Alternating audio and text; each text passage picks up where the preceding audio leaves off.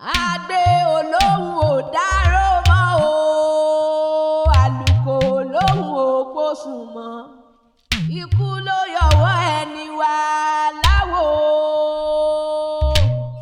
Mo dénú igbó pa lọ́lọ́ o, mo béèrè pé kí ló ṣe gbó tí igbó fi pa lọ́lọ́, wọ́n lólùgbó ti kú o. Mo dé inú ọ̀dàn mi tìtì, mo béèrè pé kí ló sọ̀dàn tó fi mi tìtì, wọ́n lólú ọ̀dàn ló fayé sílẹ̀. Prince Abiodun Adeola Muhammed Jamiu ọmọ Balógun ó mọ̀mọ́ ti dágbére fáyé o, kó dìgbò ṣe.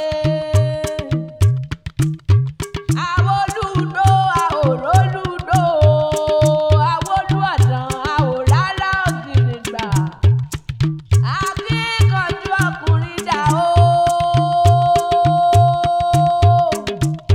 Ẹ pè é o, ẹ bá ń pè é o. Ọmọọba Jamiu Abiodun Adeola ò mọ̀mọ́ jẹ́ mọ́ o, ikú ti yọwọ́ ẹni wá láwo. Adé olóhùn ò dárò mọ́, àlùkò olóhùn ò gbósùn mọ́ o, ikú ló yọwọ́ ẹni wá láwo. Ẹ má kú ojú òpó dí, ẹni sàǹsàfọ̀ ọmọ bá lọ o, kò dágbére eriwo, ẹja ńlá lọ. Eriwo, Erímọ̀ wo ẹja ńlá ẹja ńlá lọ lálẹ́ odò. ó dìgbò ṣe o ọmọ Ó dìde o, ó ó dìgbò ṣe o ẹni re. Ọmọọba Abiodun Ó Adeola dìgbò o. ṣe o ọmọ ọba. Ó dìgbé Ó dìgbò ṣe o ẹni re. ó dàrí náà kó. Ó dìgbò Ó ṣe di o bẹ́ni ọmọ bá ọba. bẹ́ni bá jọ ní. Ó dojú àlá o. Ó dìgbò ṣe o ẹni re. Ó di kánrin gbèsè láíláí o. Ó dojú àlá o.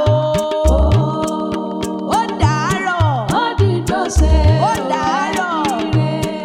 Ó dàárọ̀ o. Ojúmọ́mọ́ àgbọ̀ kòròkòròdó. A ní kí ló dé wọ́n ní erin ti lọ. Àjànàkú ọmọ bá ti wọ ká ilẹ̀ lọ sùn. Wọ́n ní Àjànàkú Adéọlá ló wọ ká ilẹ̀ ó di gbére.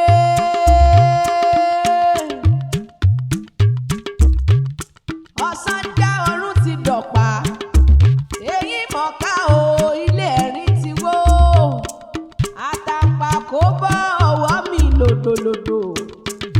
Gbogbo ènìyàn ní wọ́n fojú sòdèrè ẹkún, ó di bẹ́ni bá ń jọ ní. Ọmọọba Abiodun o, ó di béèyàn bá ń jọ nìyàn, ó darin náà kó, ó dojú àlá, ó di gbére o.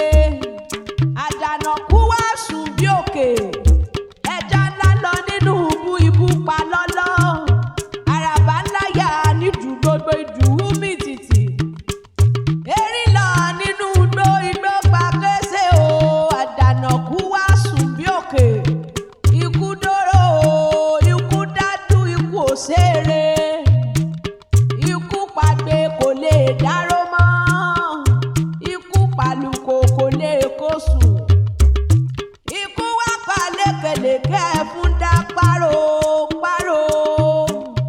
Ikú pọ̀dẹ̀ bí ẹni tí ò lápò. Ikú pọ̀ ọmọọba Abíọ́dún Adéọlá Muhammed. Jamiu ọmọ Balógun bó bá dọ̀run ó sọ̀run re. Mo ní bó bá dọ̀run ó sọ̀run re. Ikú foníkà sílẹ̀, ikú mẹ́nire lọ. Bàbá rere ènìyàn rere ábíwá pẹ̀lẹ́ o, àfìwà wú ni. Àwòkọ́ṣe ló jẹ́, aṣíwájú rere ló jẹ́. Ọ̀rẹ́ òtítọ́ mọ̀mọ́ ti lọ. Gbogbo àwọn ọmọ pátápátá ni wọ́n ń ṣe léde lẹ́yìn rẹ̀. Wọ́n péye ojú ro wá o, bàbá wa ti lọ. Wọ́n ní dígí àwa ti bọ́ o, ó di kánrin kése. Wọ́n ní sẹ́bẹ̀ náà ni kú ṣe ń pani ni. Abíọ́dún ṣubú kò lè dìde. Wọ́n ní ẹ bá wa pè é o, bóyá jẹ́ dáhùn. Ọmọọba Jíbì kẹ́ni Ìjẹ̀bú Òde. Mo súnmọ́ bá níwọ̀n ẹgbẹ̀je, mo jìnnà sábà níwọ̀n ẹgbẹ̀fà. Èmi ò wá rọ́bà fi o, torí rọ́bà fi ń lọ bá pa. Ọmọ Jíbì kẹ́ o, alẹ́ rẹ̀ kan gẹ̀. Bí kẹ́ ń pọ́n ẹsẹ̀ ẹ̀ ń pọ́n. Kò lẹ́sìn méjì ní rọ̀gbàrọ̀gbà.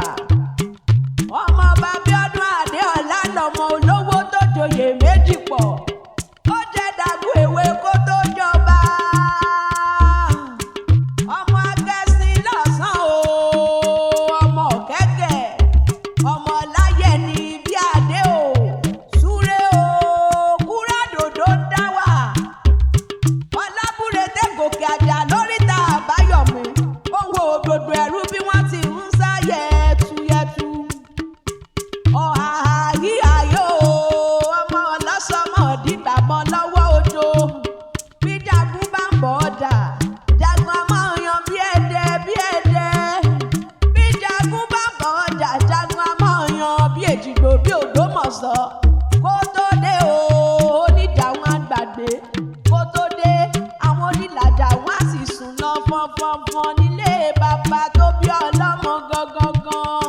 Ọmọọba Adéọlá lọ, ó mọ̀mọ́ dojú àlá o, ká tó rẹ́ni re.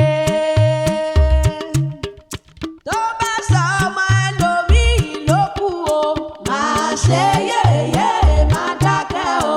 Tó bá sọ ọmọ ẹlòmíràn ló kù o, máa ṣe yéyé máa dákẹ́ o. Àwọn Prince Abíọ́dún Adéọlá ọmọ Balógun ni. Máa ṣe yéyé máa dákẹ́ o. Adé ọmọọba ò máa pọ́wọ́ ò dárò mọ́ o, ikú ló yọ wọ́n. Máa ṣe yéyé máa dákẹ́ o. Ẹgbẹ́ kí ló pa náà o? Omi àjà lóló. Kí ló pa náà o? Omi àjà lóló. Ikú pa abiri abiri ti kú o. Omi àjà lóló. Ikú pa abiri abiri nàró o. Omi àjà lóló. Ó ní ló ṣe o ẹni re. Omi àjà lóló. Ọmọọba Abíọ́dún Adéọlá Muhammed. Omi àjà lóló. Jamiu ọmọ Balógun mọ́mọ́ jọkun mọ́mọ́ jókòó lóo.